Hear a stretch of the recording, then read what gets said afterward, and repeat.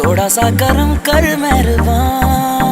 পাকিস্তানের জনপ্রিয় অভিনেত্রী হানিয়া আমিরকে সম্প্রতি গায়ক অসীম আজহারের নিউ ইয়র্কের এক কনসার্টে দেখা গেছে।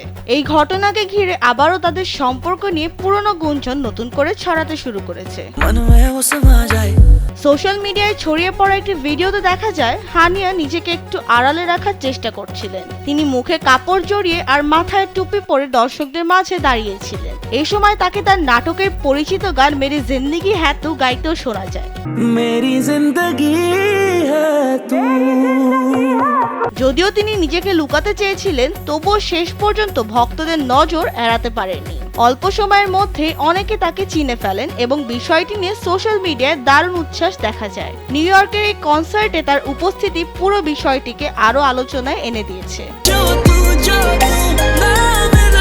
অনেকে সোশ্যাল মিডিয়ায় জুটিকে বিয়ে করার পরামর্শ দিচ্ছেন। এদিকে গুঞ্জন আরো বাড়িয়ে হানিয়া পরে ইনস্টাগ্রামে নিউ ইয়র্কের রাস্তায় হাঁটার একটি ভিডিও শেয়ার করেন। সেখানে তাকে ওটা মাই মাইন্ড গানটি গাইতে শোনা যায়, যা কানাডার শিল্পী মনসুরের গান।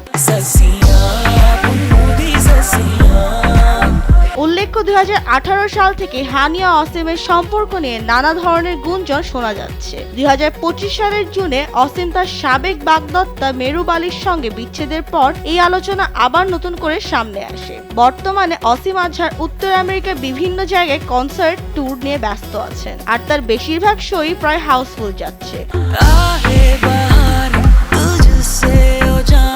বিনোদন ডেস্ক, কালবেলা।